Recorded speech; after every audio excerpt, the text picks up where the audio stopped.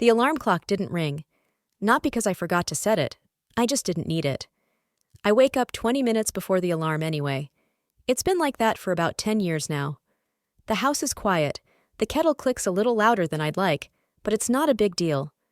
Everything is in its place. A cracked cup, an old wooden spoon, a folder with plans for the week. It's on the kitchen table, because my brain works better when my hands are holding something. Work doesn't make me passionate. It's not love. It's order. I've been building a system that holds on predictability rather than inspiration. And yes, it worked. For years. AtlasFleet was a family. Well, at least as long as Henry was at the helm.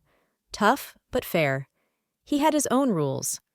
Don't interrupt the person who's been quiet the longest. Decide first, then call a meeting. And my favorite, if logistics failed, it's the table, not the driver.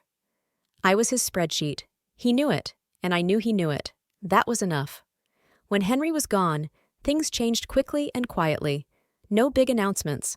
First, they changed the font on corporate emails from Arial to Gotham. Then the paper reports disappeared. Then phrases like, "We want to build an ecosystem" appeared. An ecosystem is when you take 7 contractors instead of 1 driver and then wonder why the truck didn't make it. I didn't protest. I just kept doing my job. Until one morning, standing in the elevator, I caught the eye of a new employee. A guy, about 25 years old, wearing sneakers and wearing headphones. He looked me over quickly, shoes, a strict skirt, notepad in hand, and turned away, as if to office decor. No good morning, no nod. And in that moment, I suddenly felt it. I had become background. Not an enemy, not a figure. I had become a wall. The next day, a letter arrived. Unscheduled general meeting. All members of top management must be present. The topic, strategic renewal. The topic didn't sound threatening, but the smell of alarm was there, clear. The kind where something trembles in the air, even though no one has raised their voice yet. I printed out the letter. Yes, I printed it out. I put it in the same folder where the third quarter forecasts were. I didn't know what was going to change, but I could sense that someone had already started writing a new version of the company. Not with ink. It was an eraser. I wasn't late. I'm never late. Even if the meeting is scheduled for 8 a.m. on a Friday morning, a day when half the tops come in with coffee and eyes full of regret. The conference room was different. It used to smell like paper and coffee. Now it smelled of glass and emptiness. New chairs, minimalist tablets instead of folders. And in the center of the desk, someone I didn't immediately recognize. At first, I thought it was an outside consultant. A young man, expensive suit, a smile a millimeter deeper than decorum dictated.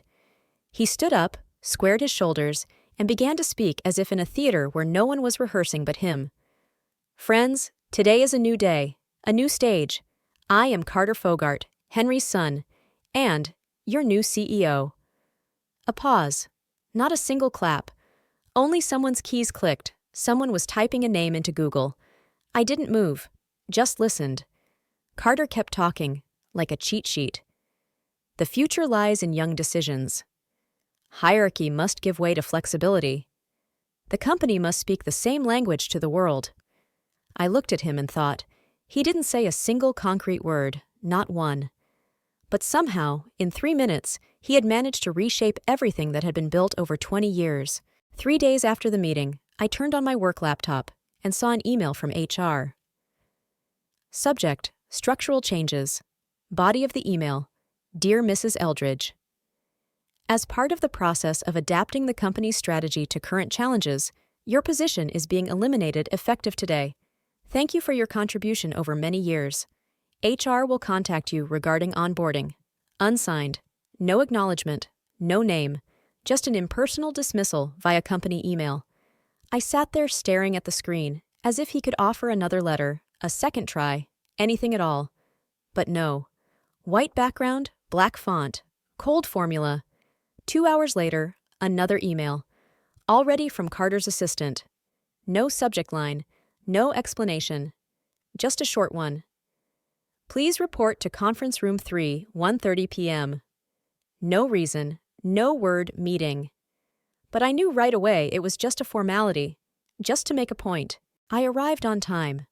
The room was almost empty, just him. Carter sat in the corner, his back to the window. He didn't even look at me when I came in, just turned his head slightly. "We've made a difficult but necessary decision. You're an important part of the company's history, but—" He hesitated. "It's time to move on." He wasn't talking to me. He was talking through me. Like he was embarrassed to make eye contact. Or maybe he just didn't think it was necessary. "We appreciate your experience," he added like a catchphrase. "You misunderstood him," I replied flatly. He flinched, or so it seemed. I stood up. I turned around and walked away. No hysterics, no speech, no slamming the door, just walked away. The last time I walked past the front desk, no one looked up.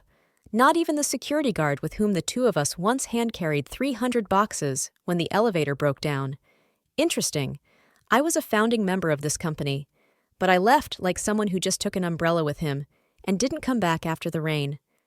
For the first 3 days after quitting, I tried to live on a schedule. I got up at 6:10, made tea, read the mail, even though only the junk mail came in, sat down at my desk like someone might expect me to report. No one did. I was never the one getting fired. I was the one who stabilizes, fixes things, translates messes into schedules. I've worked with crisis warehouses in Arizona, with ships stuck in the straits, with customs offices where there are 3 languages and none in common. I didn't think it was possible to just close the tab, and I was gone. My friend Lauren put it bluntly. "Is that how you're going to keep quiet? That's spitting." "It's not spitting," I replied. "It's a calculation, to get rid of the old so you don't look young." She rolled her eyes.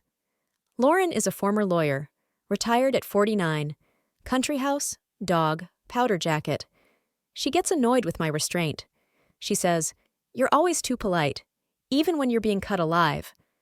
But it's not about being polite. I just know that loud words don't resonate in empty rooms. And now there are only echoes around. On the 4th day, I opened LinkedIn to see who was left.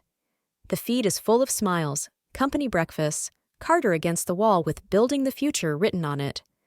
Under the photo are 200 likes. Among them are faces I once pulled my company out of logistical hell in 2011. It's funny. He doesn't know that his entire future is on scripts written by my hands. I went out on the balcony with a cup of coffee and thought, here it is, the weird moment when you're not there, but the system you created works. You're not in the frame, but you're the one holding the camera.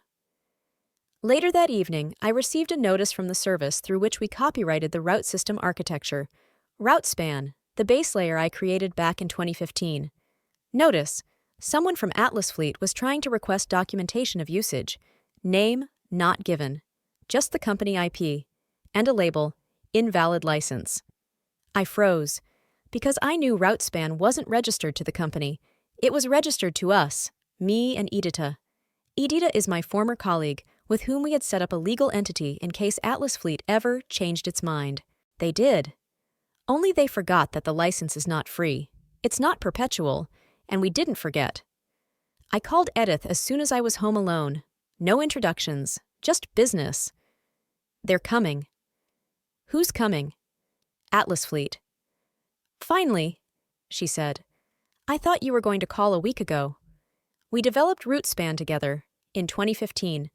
A route system that seemed like an experiment at the time and now held half of the logistics operations. We formalized it not as AtlasFleet employees, but as external partners, and entered into a license agreement with the company, a 5-year auto-renewing agreement. This was in case the company ever decided that the authors could be replaced. There were no complaints until recently. They had a contract, I was on staff, and support came through me. Everything was working. But now, they've violated everything at once. Without you in the system, the license is not renewed, reminded Edita. Did they forget that? No, they just didn't read it. 2 days later, a post appeared on LinkedIn. One of AtlasFleet's analysts posted a presentation, The New Logistics Model 2024. The slide showed yellow arrows, route nodes, weather coefficients, customs corridors. I recognized each line. I zoomed in on the picture. In the lower right corner, a half-erased signature, RE_15, A_V2. My template, 6 years old. They hadn't even bothered to change the file. An old version, Edita commented when I sent her the screenshot. Not adjusted for the glitches of 2020. It's even dangerous. Especially without those who know how to handle it. I opened the folder where I kept documents, schematics, drafts. The title was If Needed. I added Edith's access. Within a minute, her icon was already glowing in the corner. ER viewing. Do you think it's time? I asked. They're using the wrong system. No support. Without a license. In violation of terms and conditions. And that makes them not customers. It makes them violators. She put a comment right on the diagram. It's time to remind them that it's not their brain, it's our code. I don't like sudden moves. Not because I'm afraid. I just know that the louder the entrance, the weaker the arguments. This time it was different. No emotion. Just scans, signatures, dates. I sent Editha the final file, a cover letter for AtlasFleet, written on behalf of our title company. There were no threats, just numbers, the contract number, the expiration date, a list of violated clauses, and a phrase in bold. Your use of the RouteSpan v2.3 software is without a valid license and copyright maintenance, which violates the terms of the 2015 agreement and is subject to legal liability. The email went out. Not from a personal address, via lawyers, cold, right, with a copy to AtlasFleet's in-house counsel. I figured they wouldn't respond right away. But the next day, I got a call from Lauren. Did you see that? What? Look at the email. In the corporate Telegram feed, where I was still subscribed, a post slipped in. Logistics platform upgrade has been temporarily suspended. Technical consultations are underway. Technical consultations are when people open Google Drive in a panic and try to figure out what they signed up for in the first place. I pictured Carter, how he's sitting in his new office with a river view and a $7,000 chair, and for the first time ever, he doesn't know what to do, because he thought the loudest talkers ruled the world, and he forgot that the system is what doesn't talk, but works. Later that night, I got a call from an unknown number. I didn't pick up. He called back 2 more times. The third time, I answered. Mrs. Eldridge? This is Peter Tanner, AtlasFleet's in-house counsel. We need to clear up the paperwork you sent us. It's already been cleared up, I replied calmly. Perhaps we could discuss the terms of a possible settlement. This is no longer a discussion. This is the point at which you violated the contract and continue to use the protected system without rights. He fell silent. I heard him exhale deeply. We didn't know the license hadn't been renewed. You fired the person who maintained it. That was your choice. Pause. What do you want? That's the punchline. It's what separates those who want to look from those who are forced to admit it. Nothing personal. Just stop using RouteSpan, or formal compensation and a transfer agreement. I'll get it to Carter. Take your time. He'll still call. But with a different tone of voice. I disconnected the call. I sat back in my chair, and for the first time in a long time, I allowed myself to smile. Not out of schadenfreude. It was accuracy. He hadn't broken the rules. He broke a structure he didn't even bother to understand. At 8:17 a.m. on Sunday morning, I received an email. No greeting, no "Dear Rachel," just a short line. We need to talk. Carter Fogart. He didn't specify a subject or a format. He just sent me his name as a signal. I read the letter and could almost hear his pride creaking. He was used to being the one who was listened to, not the one who writes first. I replied with 3 words. Tuesday, 11 o'clock, Cypress Coffee Shop. Not at the office, not at his place, and not on Zoom. If we're going to talk, it's on neutral territory. When I walked in, he was already sitting there, no jacket, with a cup of espresso with a spoon floating in it, tired, or just poorly masking fear. He stood up, wanting to extend his hand, but changed his mind. You could have done it differently, he began. I could have, I agreed. But you chose the first move, I just answered. He frowned. Accustomed to a woman past 60 agreeing, smiling, and backing off. Used to comfortable scenarios. I didn't want it to come to a conflict. I thought we'd just replace the old with the fresh, I suggested. And build new without anyone knowing where the pipes are? He exhaled sharply. Okay, what do you want? I already told your lawyer. Termination of use. or negotiation on equal terms. He leaned back in his chair. He smiled wryly. You do realize that if we get this out, the company loses face. The company is already losing face. All you care about is whose name is last on the list. That was the end of the conversation. He asked for some time to think about it. I didn't mind. Let him think. The next day, I got a call from Rickson, one of the old clients we used to run a regional hub with in Texas. Rachel, I hear you're no longer with AtlasFleet. That's correct. Then maybe you'd be willing to advise us directly.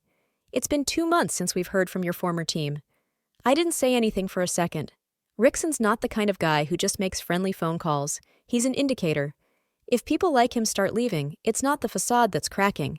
It's the foundation. I said yes, and a week later, I signed my first contract to audit the routes that I was building, only now bypassing AtlasFleet. Ironically, the quieter I went, the louder the people who worked with me directly came back. They weren't calling Carter. They were calling me. When you're no longer needed, you become dangerous, because you can act without fear of loss. The day after we met, Carter didn't call. He didn't write. He did what people like him do. He called meetings, asked lawyers to assess the risks, convinced himself he was still in control. I was sitting in a coffee shop at the time with a notebook. Not a notebook, not a tablet. A notepad, a paper one, like in 2006 when we were launching pilot routes along the coast. I scribbled by hand and felt something come back that hadn't been there in a long time. Work as clarity, not as survival. A week later, a second email arrived from a client. A different one, a bigger one. Rachel, can you look at our current delivery model? AtlasFleet isn't doing well. And I realized I wasn't being asked to come back. I just hadn't gone anywhere. Then the third email, then a phone call. Old names. Those who knew that logistics was not about spreadsheets and AI, but about intuition, correctness, and the ability to anticipate failure 200 kilometers in advance. Rumors crept faster than reports. In an industry chat room where I almost never posted, someone wrote, Rachel seems to have her own structure now. Who knows how to get to her? I didn't reply. Let them guess. Let them search. It's not arrogance, it's strategy. Meanwhile, AtlasFleet was losing contracts. Not because they were bad. It was because they didn't make sense anymore. Carter was trying to speak a language the clients didn't feel. They wanted results. And what they got were talking points about innovation.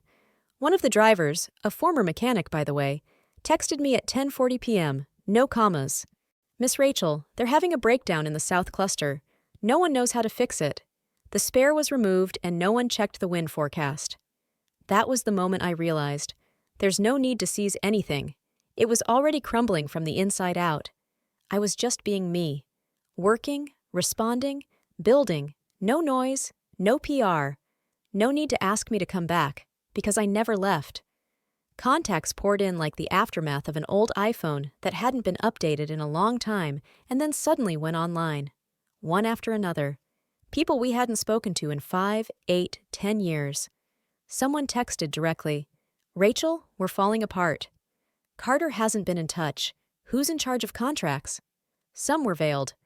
Hi, just wondering if you're working in any capacity right now. Maybe we could use an outside perspective. And some are dry.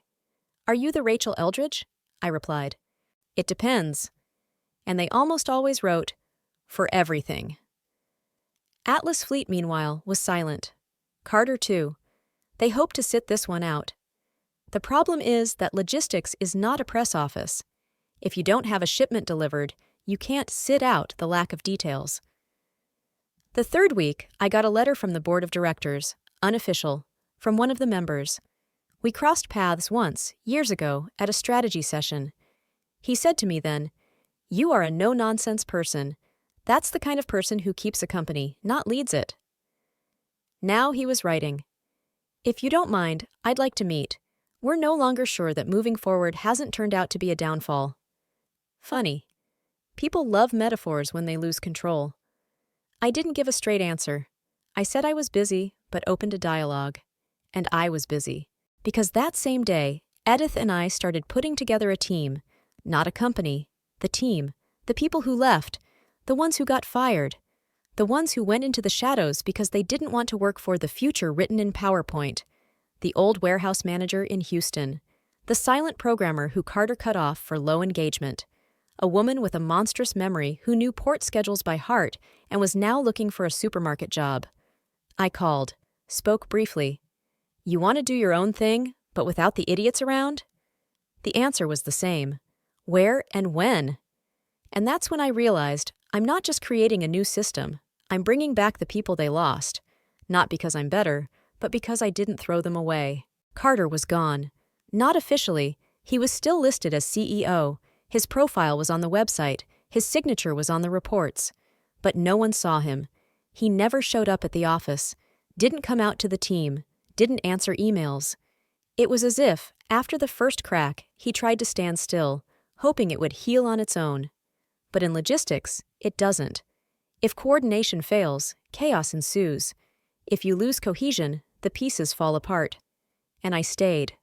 I didn't go back. I didn't invade. I just stayed where there was nothing.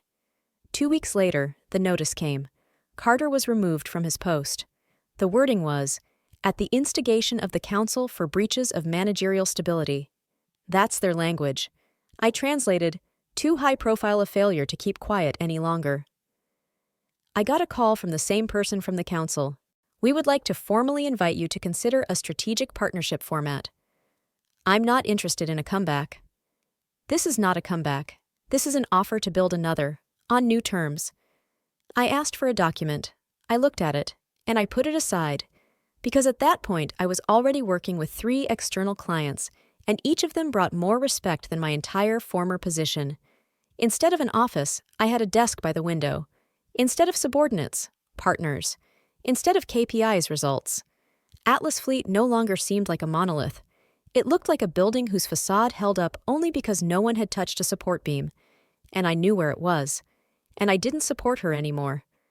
A couple of days later, Lynn, the former HR director, walked past me at the mall. She slowed down, recognized me, said hello awkwardly. I hear you're back in business, she said, as if it were news. I nodded. I hear you have a new principal now? She rolled her eyes. Temporary again. It's all lip service. There's nothing inside. And I heard Carter moved. To San Diego. I didn't ask why. I just smiled, because he left, and I stayed. Not in a position, but in a frame of reference. And everything that used to be his now either fell or came to me. Without unnecessary words, no formalities. AtlasFleet was no longer my company, but it had become my proof. I didn't open the letter right away. It came from a neutral address, admin@atlasfleetgroup.com, with the subject line, Strategic Partnership Agreement. I knew what was in there, an offer, the terms, the wording, a tacit surrender. I saved the PDF, marked it to read later, not because I was afraid, it just wasn't a priority anymore. My mornings now began with what used to be a luxury. Silence. No urgent phone calls, no 6-minute meetings. No, we're just clarifying. I had breakfast in the same place I once sat with a notebook. Now with a notebook. In it, a client roster. New, regulars, returning. There was no logo on the door. There was no wall with a slogan. But everyone who came knew why they were here. And who I am, no title. Without a header on the website. One morning, I got a call from my driver, the one from the South Cluster. Miss Rachel, we're debating. Are you a separate company now? I'm just me now. He laughed. That makes sense then. I hung up. I picked up a marker, and on the whiteboard that hung above my desk, I wrote not a title, but a word. Clear. I didn't retaliate. I didn't make any big moves. I didn't perform. I simply refused to disappear when they tried to erase me. I didn't demand an explanation. I didn't appeal to my conscience. I just continued to be me, where before it was someone else's. And now it was mine. That evening, I forwarded AtlasFleet's offer letter to my lawyer. No comment. In the body of the email, just one thing. Let them know we read, but we have our own schedule. After all, revenge is when you want to prove a point, and silence is when you've already proved it. I turned off the laptop. I put the kettle on, and calmly wrote a new goal in my notebook. Find 3 analysts, with an eye on Europe, because the job wasn't over, and the story was just out of their hands.